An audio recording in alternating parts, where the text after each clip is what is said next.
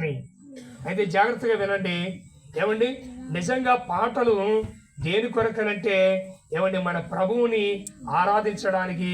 అలాగనే పాటలు మరి దేని కొరకండి అంటే ఏమండి వింటున్నటువంటి శ్రోతలకి ఒక సందేశాన్ని ఇవ్వడానికి. పాడుతున్నటువంటి నీకేంటో తెలుసా? దేవుణ్ణి నీ జీవితం ద్వారా, దేవుడు నీకు ఇచ్చినటువంటి తలాంతుని, దేవుడు నీకు ఇచ్చినటువంటి స్వరాన్ని ఆధారం చేసుకుని దేవుడిని కీర్తించే ఆ గొప్ప ధన్యతను నాకు ఇచ్చాడు అనేటువంటి మనసుతో నీవు కృతజ్ఞత భావంతో నువ్వు పాడడానికి. అలాగనే ఆ పాటల వెలుగులో, ఆ పాటల యొక్క మాటలో ఉన్నటువంటి ఆ భావగర్భితమైనటువంటి సత్యాన్ని అర్థం చేసుకుని పాఠం నేర్చుకోవడానికి నువ్వు పాడుతూ ఉండాలి. ఏమంటే అర్థమైందమ్మా? నీవు కృతజ్ఞత భావంతో పాడాలి. అలాగనే ఏదో ఆ పాటలో ఉన్నటువంటి మాట నీకు అది గొప్ప సందేశాన్ని ఇస్తుంది. ఒక పాఠం నేర్చుకోవడానికి పాడాలి. ఈ మహాదేవుణ్ణి నేను ఆరాధించేటువంటి ధన్యజీవిగా నన్ను చేశాడని కృతజ్ఞత భావంతో పాడుతూ ఉండాలి. అలాగనే వినేటువంటి శ్రోతలు అనేక మంది వారు ఆత్మలో పురుకొల్పబడి వారు దేవుణ్ణి ఆరాధించేటువంటి ఆరాధికులు అవ్వాలి. అలాగనే ప్రభువుని ఎరగనటువంటి శ్రోతలు వింటున్నప్పుడు వారికి అది ఒక గొప్ప సందేశం అవ్వాలి. అందుకొరకు ఏమండి పాటలు ఇస్తూ ఉంటుంటే ఈ పాటలు ఈ రోజున ఏమైందంటే మా ప్రదర్శన చూడండి అని ఏమండి వాళ్ళు ఏమండి సెల్ఫ్ ప్రమోట్ చేసుకోవడం కొరకు అన్నట్టుగా పాటలు అయిపోతూ ఉన్నాయి. ఏమండి అలా కాకూడదు. ఏమండి నిజంగా ఏమండి క్రిస్మస్ అని అంటే ద ఫెస్టివల్ ఆఫ్ సాంగ్స్ మొదటి మాట అయిపోయింది. క్రిస్మస్ అంటే రెండో మాట చెప్తాను, ద ఫెస్టివల్ ఆఫ్ జాయ్. రెండోసారి మత్తయి సువార్త 2వ అధ్యాయం, మత్తయి సువార్త 2వ అధ్యాయం 10వ వచనం నుంచి చదవండి. వారు ఆ నక్షత్రమును చూచి అత్యానంద భరితులై ఇంటిలోనికి వచ్చి తల్లి అయిన మరియను ఆ శిశువును చూచి సాగిలపడి ఆయనను పూజించి తమ పెట్టెలు విప్పి బంగారమును సాంబ్రాణిని బోళమును కానుకలుగా ఆయనకు ఏం చేశారండి? సమర్పించిరి. ముందుగా మనం చూడాల్సినటువంటి మాట ఏంటంటే వారు ఆ నక్షత్రమును చూచి అత్యానంద భరితులై. ఏమండి క్రిస్మస్ అంటే ద ఫెస్టివల్ ఆఫ్ జాయ్. ఏమండి ఏంటండి క్రిస్మస్ అంటే? Christmas of Joy, the festival of Joy. ఏమండి నిజంగా ఏమండి ఆనందించేటువంటి పండుగ ఇది. క్రీస్తునందు ఆనందం. ఏమండి నిజంగా ఆనందానికి సంతోషానికి చాలా వ్యత్యాసం ఉంది. సంతోషం సందర్భాల మీద, సంతోషం సంఘటనల మీద ఆధారపడి ఉంటుంది. మన ఇంట్లో పెళ్ళి అని అనుకోండి, మన 32 పళ్ళు బయటికి కనబడతాయి. ఏమండి అలాగనే మన ఇంట్లో ఏదైనా ఒక ఈవెంట్, ఒక సెలబ్రేషన్ జరుగుతుంది అనుకోండి, మన యొక్క ముఖం అంతా ఎలా అయిపోతుందంటే కలవకాంత పుష్పంలాగా వికసించిపోతూ ఉంటుంది. కానీ మన ఇంట్లో ఏది లేదనుకోండి, అంతా వాడిపోయినటువంటి ముఖంగా ఉసురోమంట నడువు నొప్పి, కాలు నొప్పి, ఇవి చెప్పుకోవడమే ఒక పెద్ద పాఠంగా ఈ రోజున ఏమైపోయిందనంటే, ఉన్నాయి బలహీనతలు లేవని కాదు కానీ ఇవి చెప్పడమే ఒక పని అయిపోయింది. కానీ ఒక చీర కొనుక్కుంది కానీ రండమ్మ అని చెప్పి భర్త తీసుకెళ్ళాడు అనుకోండి, ఎలా ఉంటుంది చెప్పండి? అసలు నీరసం ఎక్కడుందో తెలియకుండా ఎగిరిపోతూ ఉంటుంది. ఏమండి అలాగనే దేవుని సేవకులు ఏమండి నిజంగా క్రిస్మస్ గుడికి అందరు రండి అంటే వాతావరణానికి భయపడిపోయి, ఏమండి లేదనంటే ఈ చలికి అమ్మ మేమేమైపోతామనేటువంటి ఆలోచనలోనికి వెళ్ళిపోయి ఈ రోజున నిజంగా దేవుని సేవకుడు మీకు మాట ఇస్తున్నాడు అనంటే, ఆయన పిలుపునిస్తున్నారు అనంటే దాని అర్థం ఏంటనంటే నిజంగా మీరు ఆధ్యాత్మికంగా దేవునిలో ఎదిగి ఆనందించేటువంటి ఏమండి గుంపులో ఆయనను బట్టి ఆనందించేటువంటి వ్యక్తులుగా మీరు మారాలని. ఏమండి ఆయనను బట్టి ఆనందించేటువంటి వ్యక్తులుగా ఉండాలని. ఏమండి ఈ క్రిస్మస్ బాలుని ఆరాధించడానికి వచ్చినటువంటి వీళ్ళు ఏమైనా చిన్నోళ్ళ? వీళ్ళ ఖగోళ శాస్త్ర జ్ఞానులండి. వీళ్ళ జ్ఞానం కలిగినటువంటి వాళ్ళు, తూర్పు దేశపు జ్ఞానులు. ఏమండి మంచిగా వాళ్ళు ఖగోళాన్ని అంతటినీ కూడా ఏమండి వాళ్ళ యొక్క జ్ఞానం చేత ఏమండి చాలా విషయాలు ఎరిగినటువంటి వాళ్ళే, ఏమండి చాలా సంపన్నులే, ఏమండి చాలా జ్ఞానం కలిగినటువంటి వాళ్ళే. కానీ అయినప్పటికీ వాళ్ళకి ఏం లేదనంటే ఆనందం లేదు. ఏమండి అలా ఆనందం లేనటువంటి వారికి నిజమైనటువంటి ఆనందం ఎప్పుడొచ్చిందంటే ఆ నక్షత్రమును చూచి అత్యానందభరితులై ఏమంటే దేవునిలో ఆనందం అది చాలా గొప్పది. నేను ఒక మాట చెప్తూ నేను ఈ ప్రక్కకు వచ్చాను. ఏమండి ఆనందానికి సంతోషానికి చాలా వ్యత్యాసం ఉంది. సంతోషం సంఘటనల మీద సందర్భాల మీద ఆధారపడి ఉంటుంది, కానీ ఆనందం ఎలాంటిదో తెలుసండి. క్రీస్తు నీలో ఆయన ఉదయించగానే, క్రీస్తు నీలో ఆయన నివసిస్తూ ఉంటుండగా, అది ఎన్నటన్నటికి ఏ పరిస్థితులు నీ జీవితం మీదకి వచ్చినా కానీ ఆయన్ని కలిగి ఉన్నటువంటి జీవితంగా నీ జీవితం ఎల్లప్పుడూ ఆనంద సంతోషాలతోనే ఉంటుంది. ఆనందమయంగానే మన జీవితం కొనసాగించబడుతూ ఉంటుంది. ఏమండి ఆ ఖగోళ శాస్త్రజ్ఞులు వాళ్ళు ఎలా ఉన్నారంటే, ఏమండి ఆ నక్షత్రాన్ని చూడగానే వాళ్ళు అత్యానందభరితులయ్యారు. నేను ఒక మాట చెప్తాను, వినండి జాగ్రత్తగా. ఈ రోజున చాలా కుటుంబాల్లో లేనిది ఏంటంటే ఆనందం. ఎన్ని పొట్లాట్లో తెలియదు, ఎన్ని పోరాటాలు తెలియదు. అన్నదమ్ముల మధ్య తగాదాలు పడిపోయి, ఏమండి ఆస్తుల విషయంలో తగాదాలు పడి ఎక్కడ కనబడుతున్నారు? ఇంట్లో ఉండాల్సినటువంటి అన్నదమ్ములు కోర్టు మెట్టి మీద కనబడుతున్నారు. ఏమండి కోర్టు మెట్ల మీద కనబడుతున్నారు.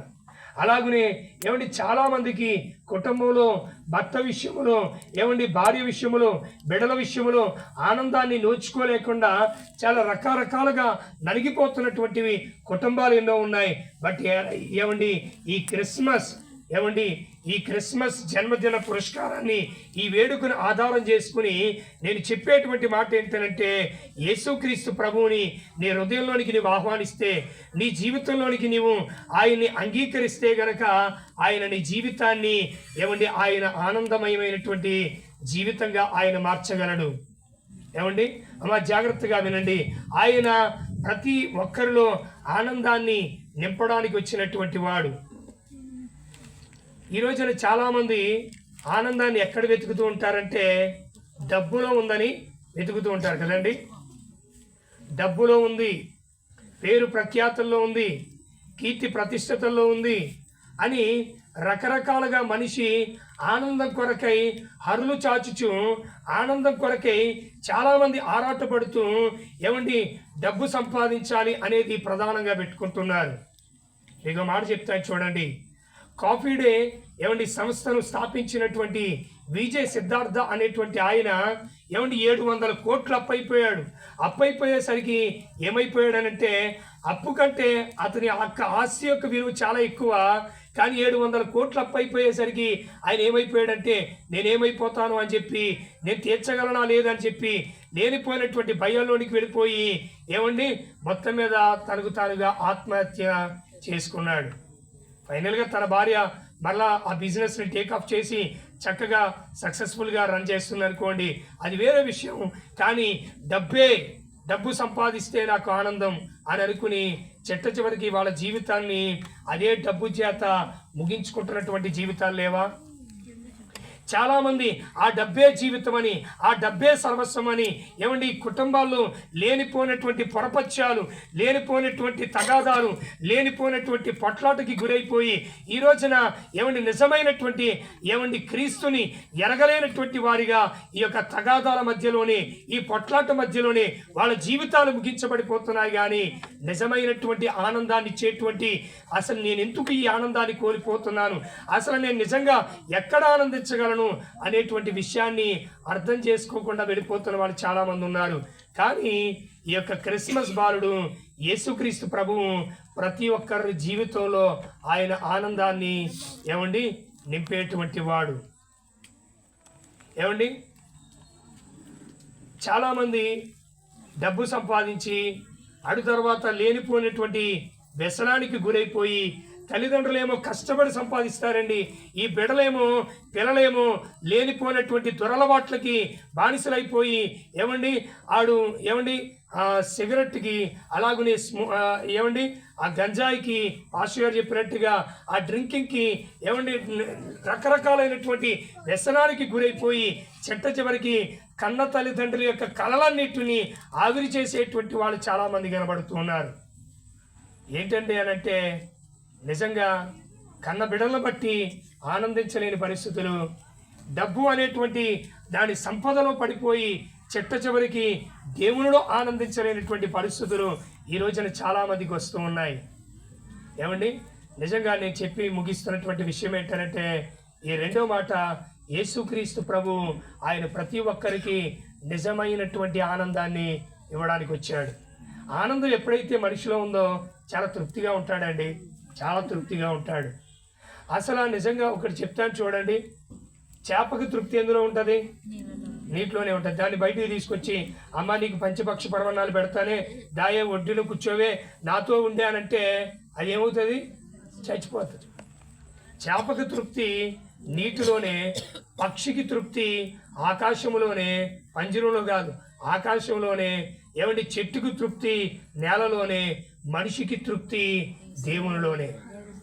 ఏమండి, ఈ దేవునిలో తృప్తి చెందాల్సినటువంటి మనిషి, దేవునిలో ఆనందించాల్సినటువంటి మనిషి, దేనిలోనో నాకు ఆనందం వస్తుంది, దేని ద్వారానో నేను తృప్తి పొందుతానని లేనిపోయినటువంటి అలవాట్లకి గురైపోయి, బానిసైపోయి, ఆ అలవాట్లకి చిక్కుకుపోయి, ఏమని నలిగిపోయి జీవితాన్ని పాడు చేసుకుని వేసారిపోయేటువంటి జీవితాన్ని కలిగినటువంటి వాడిగా చెట్ట చివరికి కుటుంబానికి, సమాజానికి ఎవరికీ ఉపయోగపడనటువంటి మనుషులుగా చాలామంది తయారవుతున్నటువంటి వారిని ఆయన పిలుస్తున్నాడు. ఏమనంటే, నేను ఆనందాన్ని మీ హృదయంలో స్థాపించేటువంటి వాడనని ఆయన పిలుపునిస్తూ ఉన్నాడు. ఇది రెండవ మాట. ఏమండి, మొదటి మాట ఏంటండి? క్రిస్మస్ అంటే ద ఫెస్టివల్ ఆఫ్ సాంగ్స్. ఏమండి, రెండో మాట ద ఫెస్టివల్ ఆఫ్ జాయ్. మూడో మాట ఏంటంటే ఏమండి, ద ఫెస్టివల్ ఆఫ్ లైట్స్. ఏమండి, ఈ రోజున మనం చాలా ఈ యొక్క క్రిస్మస్ కూడికను బట్టి ఆధారం చేసుకుని, మన దగ్గరే పెద్దగా లేవు కానీ చాలామంది ఏమండి వాళ్ళ కంటికి ఆహ్లాదంగా కనబడాలని చాలా చాలా డెకరేటెడ్గా లైటింగ్స్ వెలిగించుకుంటూ ఉంటారు. నేను చెప్పే మాట జాగ్రత్తగా వినండి. ఏమండి, చాలామంది లైటింగ్ని చాలా డెకరేట్ చేసుకుంటారు. ఓకే, అయితే నేను వ్యతిరేకని కాదు కానీ, బట్ ఆలోచించండి, ఆ లైటింగ్ని మనం వెలిగిస్తున్నాం కానీ మనల్ని వెలిగించేటువంటి వాడెవడు? ఏమండి, దేవుని మాట ఎలాంటిదనంటే మన మనస్సులకు గొప్ప వెలిగింపునిస్తాడు. ఆ వెలిగింపు, ఆ గ్రహింపునివ్వగా ఆయన్ని లోపలికి ఏమండి మనం ఆహ్వానించగా, తద్వారా ఏమవుతుందనంటే మన జీవితం వెలుగుమయమైనటువంటి జీవితంగా మారి అనేక మందిని మారుస్తుంది. ఏమండి, కోటి విద్యుత్ దీపాలు మనం వెలిగించవచ్చు కానీ మన హృదయం అంధకారమయంతో ఉంటే ఏం ఉపయోగమో చెప్పండి. ఈ రోజున మన హృదయంలో పాపము అలుముకుని, పాపము కమ్ముకుని, ఆ పాపంతోనే జీవితాన్ని జీవించేస్తున్నాం కానీ నిజమైనటువంటి వెలుగుమయమైనటువంటి దేవుణ్ణి మన హృదయంలోనికి ఆహ్వానించలేకుండా వెళ్ళిపోతున్న వారు చాలామంది ఉన్నారు. కోటి విద్యుత్ దీపాలను వెలిగించిన నీ జీవితంలో వెలుగు లేదనంటే, ఏమండి నీ బ్రతుకులో వెలుగు లేదనంటే, నీవు నీ కుటుంబానికి కానీ నీ సమాజానికి కానీ నువ్వు ఉపయోగపడనటువంటి వ్యక్తిగానే మిగిలిపోతావు. ఏంటండి ఈ దేవుడు ఎలా వెలిగిస్తాడండి అంటే, యేసుక్రీస్తు ప్రభు ఆయన నీలోనికి వస్తే నీ మనస్సు ఎలా ఉండాలో అలా ఉంటుంది. ఏది పడితే అది ఆలోచించవు.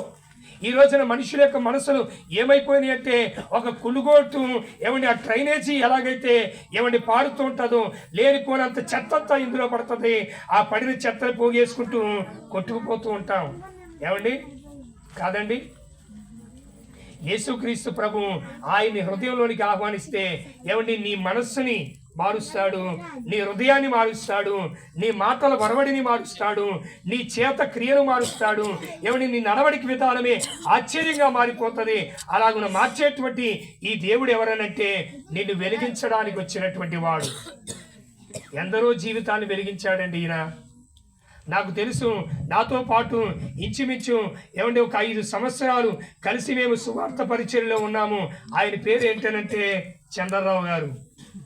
ఆయన తన గురించి సాక్ష్యం చెప్పే ముందు నిర్భయంగా, మొహమాట పడకుండా, భయపడకుండా, సిగ్గుపడకుండా, పిడియపడకుండా చెప్పేవాడండి. ఏమనేవాడంటే, నేను ఉదయం లేచిన కాడి నుంచి నా డ్యూటీ ఏంటో తెలుసా అని అందరి ముందు చెప్పేవాడు. నా డ్యూటీ ఏంటంటే కష్టపడింది కళ్ళుకు పోయడం, సంపాదించింది సారాకు పోయడం, మిగిలిందంతా లేనిపోయినటువంటి వ్యసనానికి నేను పోసి చెట్ట చివరికి ఎక్కడ పడిపోయేవాడో తెలిసేది కాదు. ఆ మత్తులో ఎక్కడెక్కడో పడిపోయేవాడిని. నా భార్య నన్ను వెతుక్కునేది, నా భార్య ఎక్కడున్నాడని ఆ వెతుకులాటల్లో నేను ఎప్పుడెప్పుడో దొరికేవాడిని. అలాంటి దుర్భరమైనటువంటి నా జీవితంలోనికి యేసుక్రీస్తు ప్రభు యొక్క మాట నన్ను మార్చింది. ఆయన మాట నా మనస్సులకు ఒక గ్రహింపునివ్వగా, ఒక వెలిగింపునివ్వగా, ఆయన్ని నా హృదయంలోనికి నేను ఆహ్వానించగా నా జీవితం వెలుగుమయమైనటువంటి జీవితంగా మార్చబడింది. ఈరోజు చంద్రరావు గారిని అక్కడ ఉన్నటువంటి మీరు ఒకవేళ వస్తే తెలుస్తుంది, ఆయన చక్కని ఒక మంచి బిల్డింగ్ కట్టుకున్నాడు, 3 బిడ్డలు, చక్కని వివాహాలు చేశాడు. అలాగే ఇంకొక విషయం ఏంటంటే ఆయన ఈ రోజున ఒకప్పుడు చంద్రరావు అని పిలిచినటువంటి వాళ్ళు ఈ దురలవాట్ల నుంచి, ఈ బానిసత్వపు సంఖ్యల నుంచి విడుదల పొందిన తర్వాత ఇప్పుడు ఏమని పిలుస్తున్నారంటే చంద్రరావు గారు అని పిలుస్తున్నారు. కారణం ఏంటో తెలుసా అండి? లోపల మారగా దేవుడు వెలపడ పరిస్థితుల్ని కూడా ఆయన మార్చడానికి ఇష్టపడి నిజంగా చాలా అనేక మందికి నిజంగా ఆయన చేతులతోనే అప్పిచ్చేటట్టుగా చేశాడు. ఈ దేవుడు ఎవరనంటే ఆయన్ని ఎవరైతే లోపలికి ఆహ్వానిస్తారో వారి జీవితాన్ని వెలుగుమయమైనటువంటి జీవితాలుగా మార్చేటువంటి వాడు.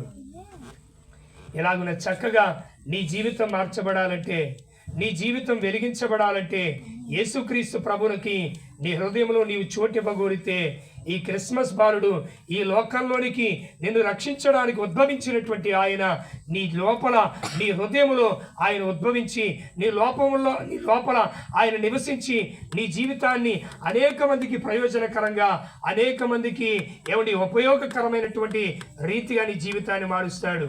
చాలా చేదరింపులకు గురవుతున్నావేమో, లేదంటే మనుషులు నీ మాట లెక్క చేయడం లేదేమో, మనుషులను ఎందుకు పనికిరావనంటున్నారేమో, కానీ నిన్ను సృష్టించినటువంటి సృష్టికర్త అయినటువంటి దేవుడికి నీ జీవితాన్ని అప్పగించి చూడు. నీ జీవితాన్ని ఆయన ఆశ్చర్యకరమైనటువంటి రీతిలో ఆయన వెలిగిస్తాడు.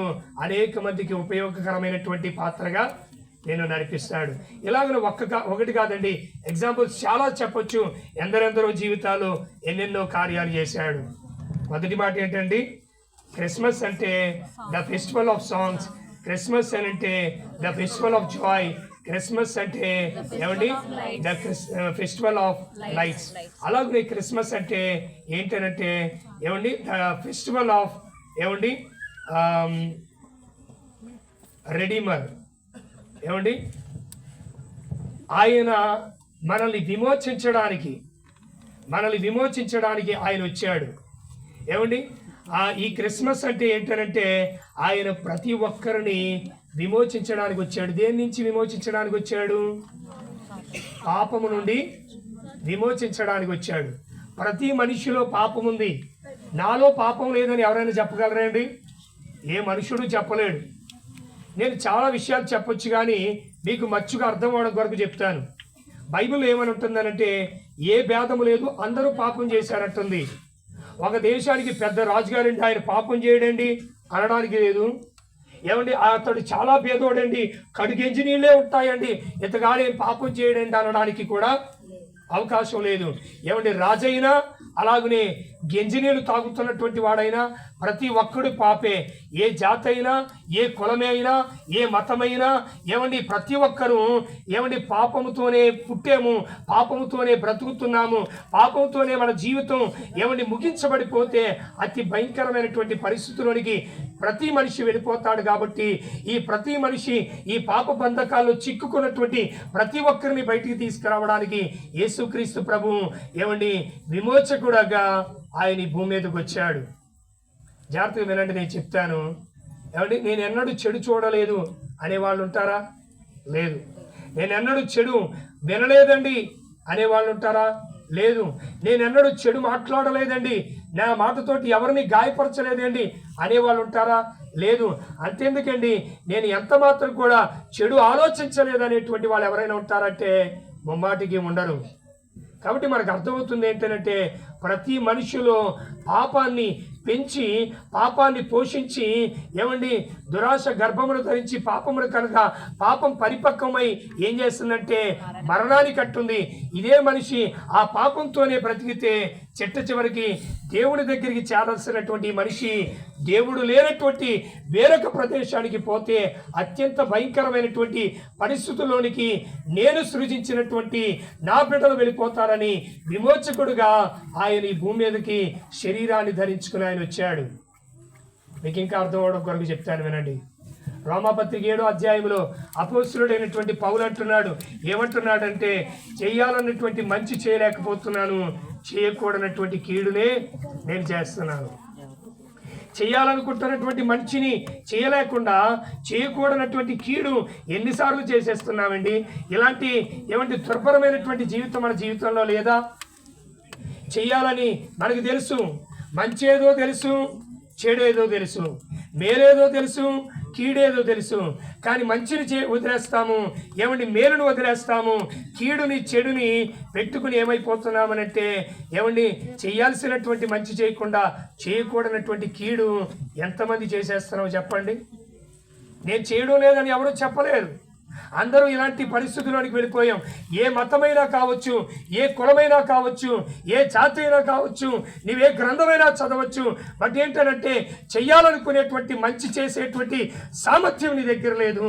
చేయకూడనటువంటి కీడునే నీవు చాలాసార్లు చేసేస్తున్నావు. ఆ కీడు ద్వారా నీకు భయంకరమైనటువంటి పరిస్థితి వచ్చేస్తుంది. కాబట్టి ఆ భయంకరమైనటువంటి పరిస్థితి నుండి నిన్ను విమోచించడానికి ఆయన విమోచకుడుగా ఆయన వచ్చాడు. The festival of deliverance. ఏమండి ఆయన విమోచకుడుగా మన కొరకు ఆయన వచ్చాడు. 5వ మాట చెప్పి నేను ముగిస్తాను. ఇప్పటికి ఎన్ని మాటలు చెప్పానండి? 4.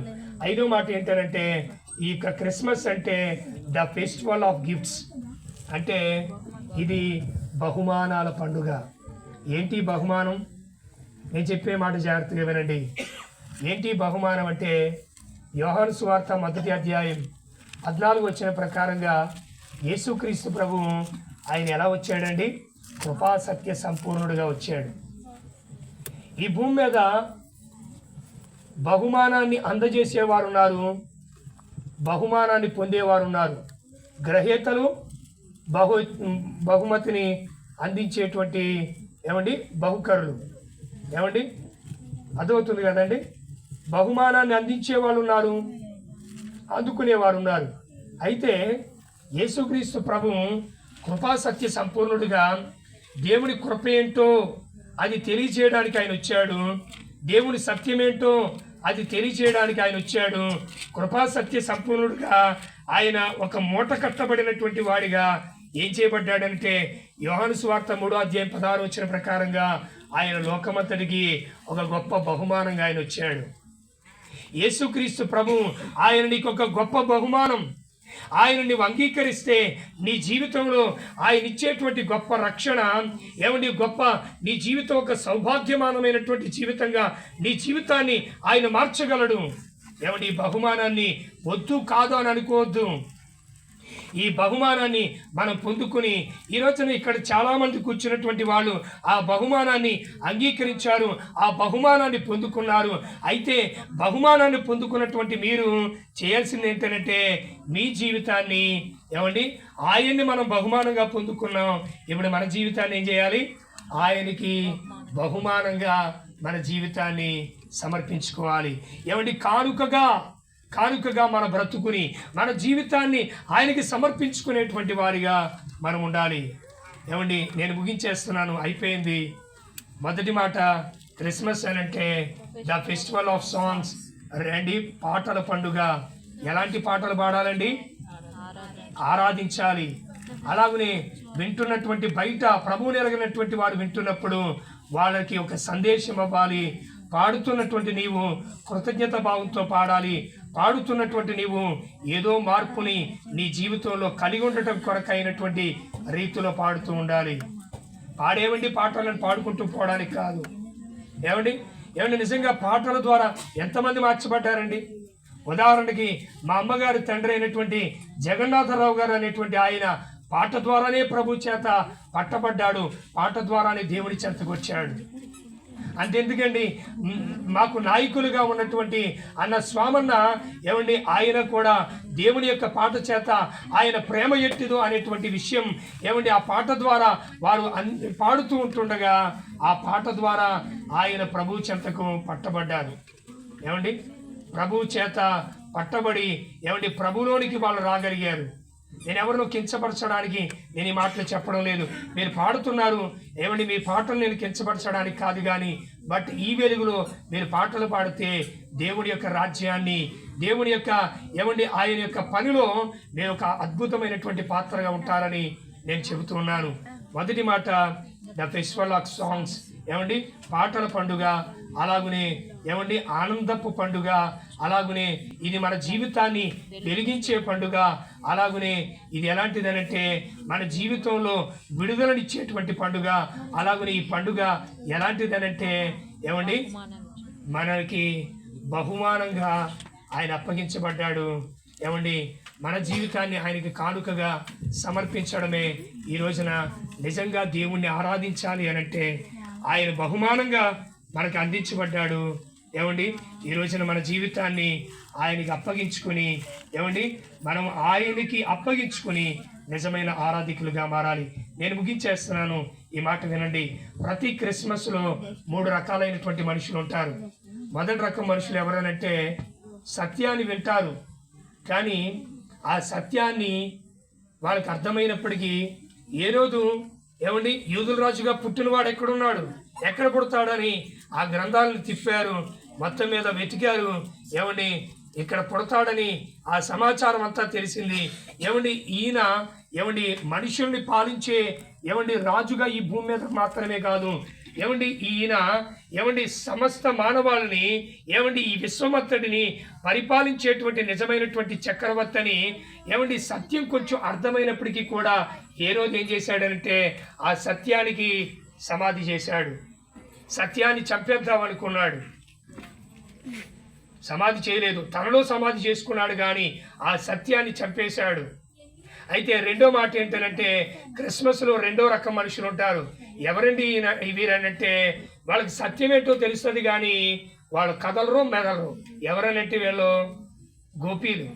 ఏమండి గోడ మీద పిల్లి వాటం కలిగినటువంటి ఇటురారు అటురారు అన్నట్టుగా ఏమంటే తటస్థంగా మధ్యలో అలా ఉంటూ ఉంటారు. ఏమంటే అలాగనే క్రిస్మస్ వెలుగులో ఏమంటే మూడొక రకమైనటువంటి గుంపు ఉంటారు. ఎవరనంటే వీళ్ళు సత్యాన్ని వింటారు, సత్యాన్ని స్వాగతిస్తారు, సత్యాన్ని అంగీకరించి ఏమండి వాళ్ళు సత్యాన్ని ఆరాధించేటువంటి ఆరాధికులుగా మారుతారు. ఈ రోజున యేసుక్రీస్తు ప్రభు అనేటువంటి సత్యాన్ని, ఆ సత్యదేవుణ్ణి మన జీవితంలో కలిగి ఉన్నటువంటి వారిగా, ఆయన్ని అంగీకరించినటువంటి వారిగా, నిజంగా ఆయన్ని ఆత్మతో సత్యముతో ఆరాధించేటువంటి వారి కొరకు ఆయన చూస్తూ ఉంటుండగా ఈ క్రిస్మస్ వెలుగులో, ఈ క్రిస్మస్ యొక్క వాక్య సందేశంలో నీ జీవితాన్ని అలాగ సమర్పించుకుని ఆయనకు ఒక చక్కని ఆరాధికుడిగా, మంచి చక్కని ఆరాధికురాలిగా నీవు మారాలని ఆయన నిన్ను ప్రేమతో ఈ యొక్క మాటలను నీకు తెలియజేస్తూ ఉంటుండగా అర్థం చేసుకుని ఆయనకు అప్పగించుకుందాం. అట్టి కృపా దేవుడు మనందరికీ దయచేయనుగాక. ఆమేన్.